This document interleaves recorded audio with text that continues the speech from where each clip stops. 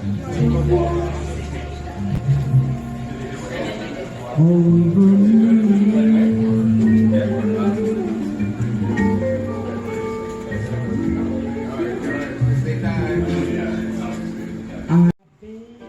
guys, good morning. A snowy day here in Minnesota. That's pretty common for holidays around this time of year. Today we're going to do a little fun little series on records to play during a date. Think about if you're having a dinner date and you're making a nice meal for a lady or a fella, and you want to play music that's going to embrace them, make them feel comfortable. You don't want to push their boundaries too far. You might love jazz, but not everyone's going to want to hear Albert Ayler. And so what's some good stuff to play on a date that's not just going to be one song and then, oh, I got to turn that next one off, that's not going to fit. You want the whole record to have a nice, cohesive, gentle feel. You know, you want there to be still jazz to it, but you want to be able to put that on and just have your partner enveloped by it and enthralled by it and to feel just welcomed. And jazz at its best always did that.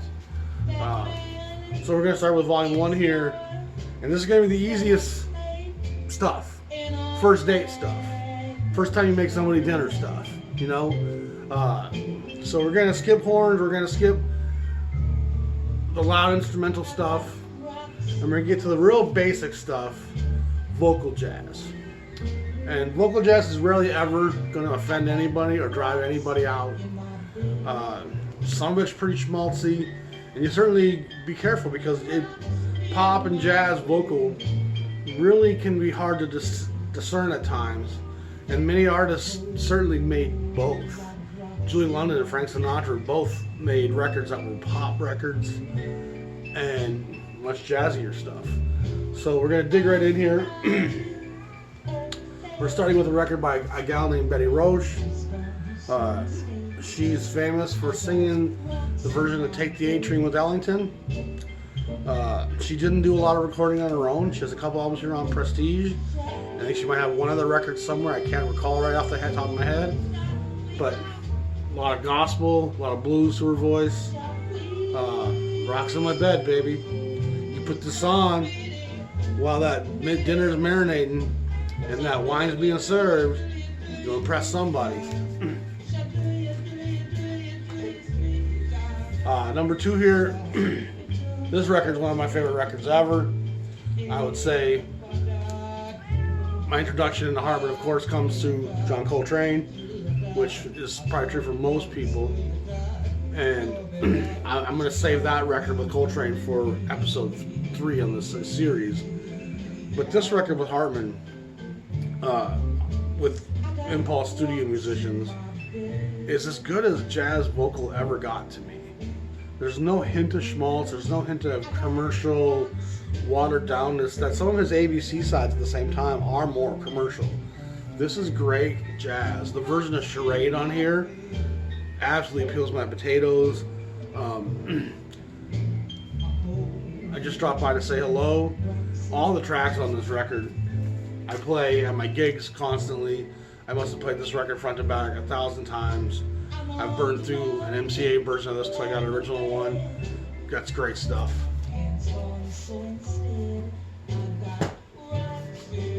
Now this one's a little bit obvious, I think, Billie Holiday, but I had to throw her in the mix, in part because of the next record. But you could always put on Billie Holiday, and if the person you're trying to date doesn't feel April in Paris and isn't getting along with Solitude, you probably want to let them find the door pretty quickly. Billie is a measuring stick for soul, for spirit.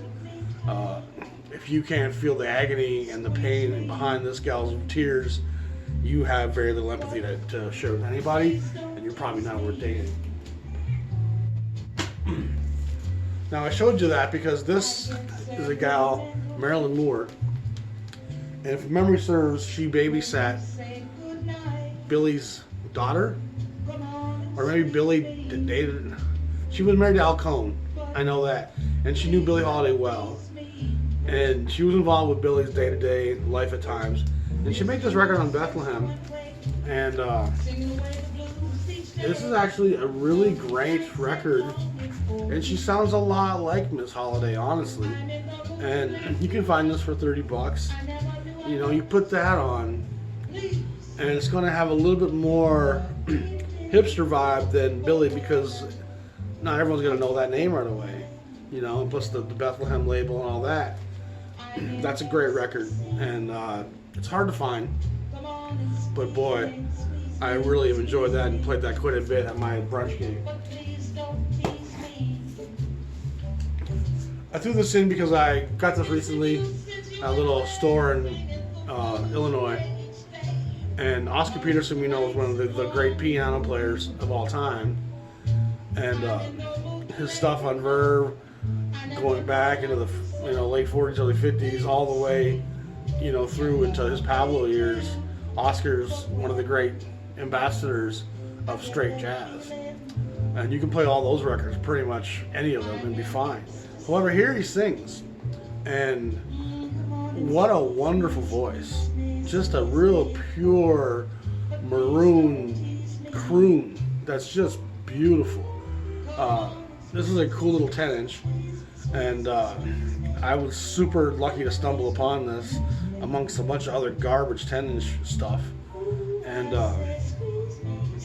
my friend Jean-Michel Reeser-Beethoven told me that when Nat Cole heard this, he was so panicked by Oscar now dominating the vocal and the piano side of things that he lobbied Oscar, you play the piano, I'll sing and not play piano, and let us both be famous under those stars. And I guess it was a gentleman's agreement that they kept. And he didn't really sing again on record until Nat passed, doing a tribute record to Nat. So there's gentleman agreements in jazz that go back and are much deeper than a lot of the contractual agreements we see in the music business today. But all of that aside, just the versions on here of Spring is Here, Autumn in New York, I Can't Give You Nothing But Love, Things We Did Last Summer, every track on here, man. I couldn't believe how good it was. I listened to it probably 5-6 times. Beautiful. Now this is for a little bit more cocktail time.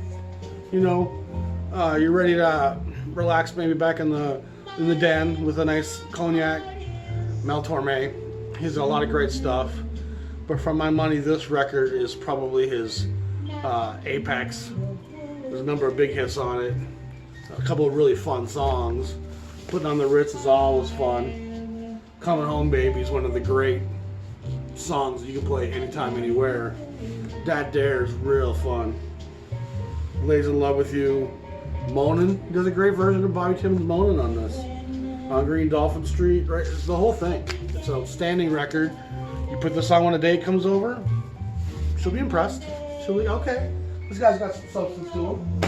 This gal's alright. Now, if you really want to impress somebody, and you want to show them that you got some spirit, and you got some knowledge about the music business, this is a gal that ain't for beginners. Helen Merrill. This Helen Merrill with strings record on Emerson from probably 1956. That is as good as vocal jazz with a little string section gets. It's fantastic. Lilac Wine, forget about it.